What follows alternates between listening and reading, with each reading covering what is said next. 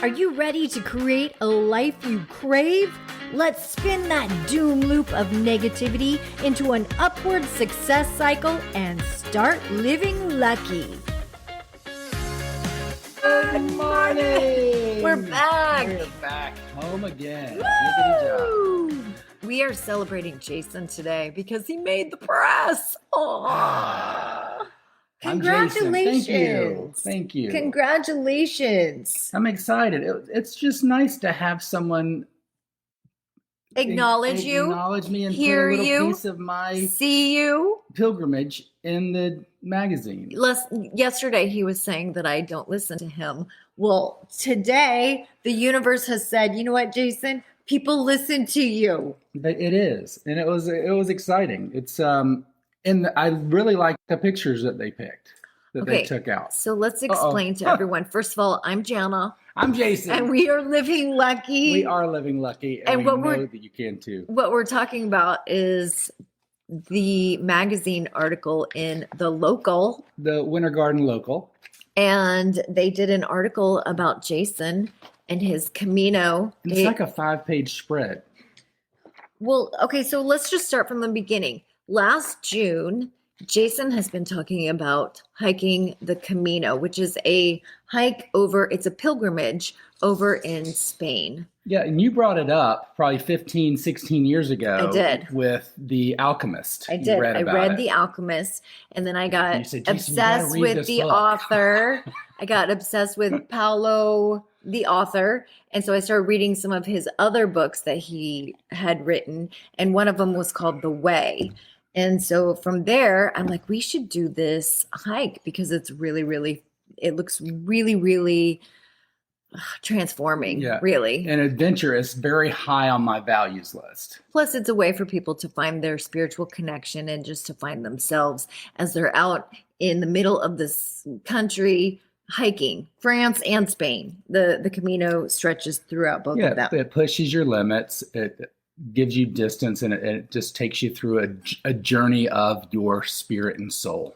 Yes. So anyway, Jason was asked to do an article in the local of the lessons he learned while he was hiking. Oh, good morning, Sheila. Good morning, Marilyn.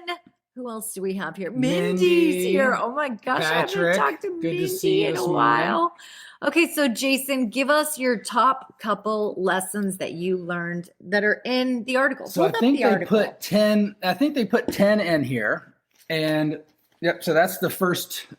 Let's see what I learned. You can't read it backwards. I can't read it upside down and backwards. I'll read it for you. What Jason Shelfer learned hiking the Camino de Santiago. And look at your you look like you're going to Disney World with your yellow. Well, it rained on me a lot. So it spent a lot of time raining on me. There's some good, some pictures. Oh, that's a good one. While I was on there. And I didn't run into a lot of people. That's a 2-page, that's like I got a 2-page picture. I got a lot of coverage in there. And I was like, wow, I got goosebumps with the coverage because I was like, I don't get a lot of coverage, I feel like. But it's, well, let's all say for Jason. Woohoo! Remember the speaker yesterday? Woo! So it feels good to have that in there, and it was a powerful trip for me. It's one of the big things is that you can get anywhere you want when you know where you want to go. Oh, I struggle with this because I feel like sometimes I'm like, I want to be a speaker, I want to be a podcaster, I want to be an entertainer, I want to be a creator, I want to be an artist, I want to be a. I remember when I was 21 and I went on a 30-day bicycling trip with a bunch of kids. I was a counselor on a trip with Spinning Spokes in Europe. And we took them around Europe. And then I went to England for 10 days to see all the sights and all this. But I didn't know exactly what I wanted to see. And I didn't have a plan. Okay. I saw none of the sights. I didn't get anywhere. I actually had to have someone come pick me up because I got so frustrated and scared and lost because I didn't know where I wanted to go exactly. So how did that relate to this? So it related to this trip because I knew that I wanted to go. So we talked about it on the show that I was talking about the Camino. You said, put your money where your mouth is. Do what you tell your clients to do. Yes. Plan the trip. You've got what? I think you gave me 2 weeks to be on a plane. Yeah. Well, what's stopping you? Right. What's stopping you? Go do it. So I planned the trip. Really, I was just tired of him talking about it. So in 2 weeks, I was in Spain and I knew I needed to end up in Santiago at the end. Yes. So, and I knew my starting point. Yes. And so once I knew where I needed to go, there was a way to get there. Okay. So I think what he said is that he planned a trip. Yeah. But you have to know where you want to go. And then you just release expectations. So where are you now? Where do you want to go? And how are you going to get there? Those are the questions that we all need to ask. And you can apply that to any part of your life. Where am I now? Where am I going to go? How am I going to get there?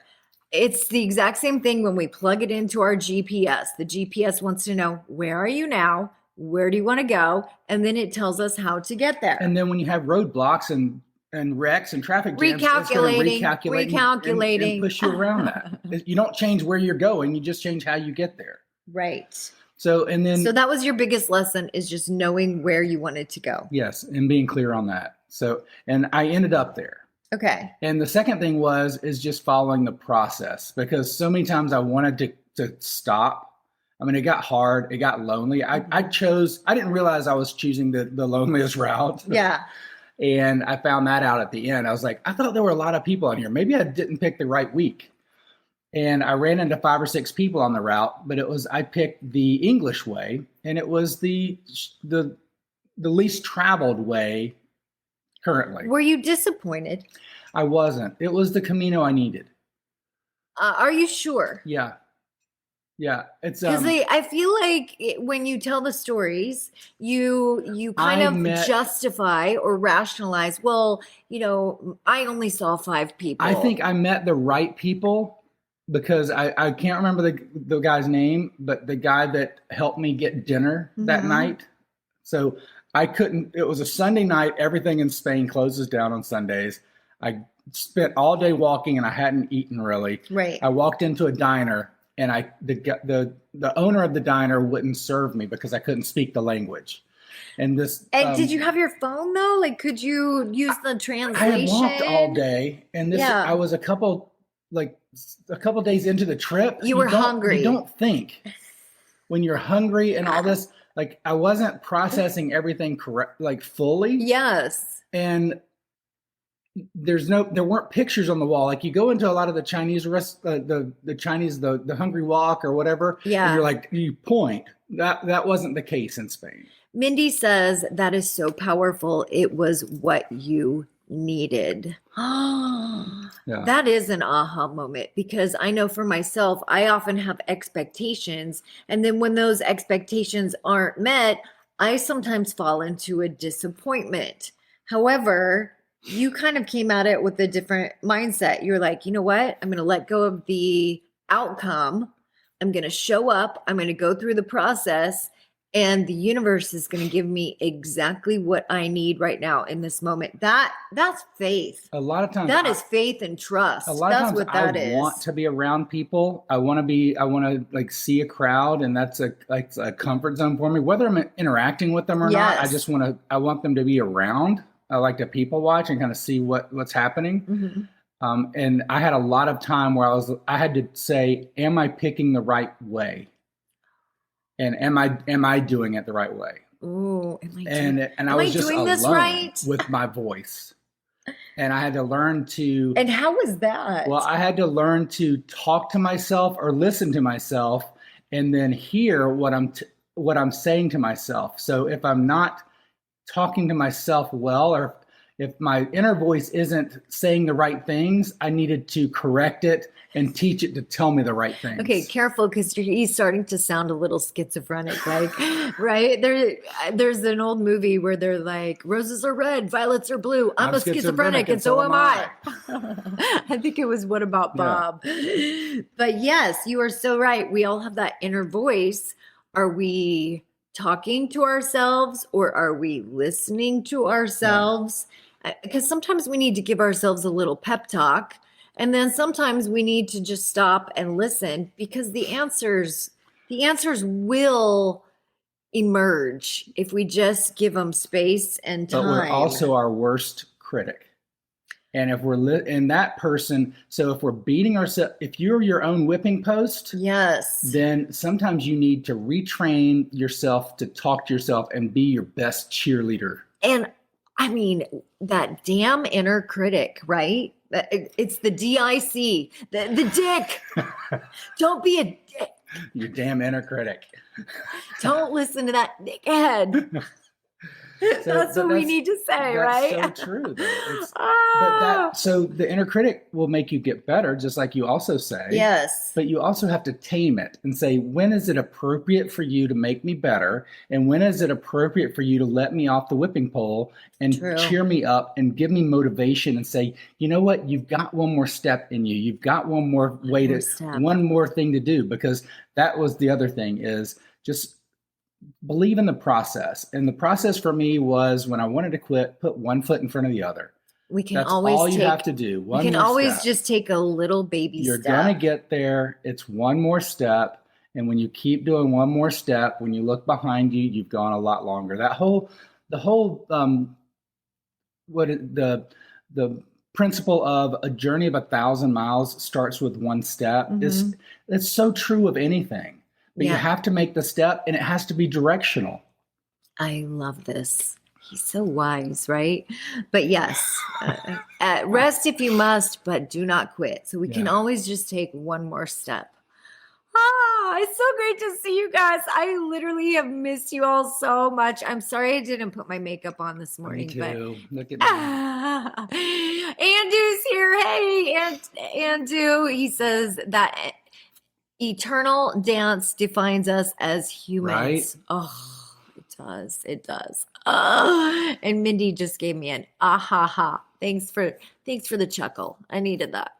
All right, guys, have a wonderful Tuesday afternoon.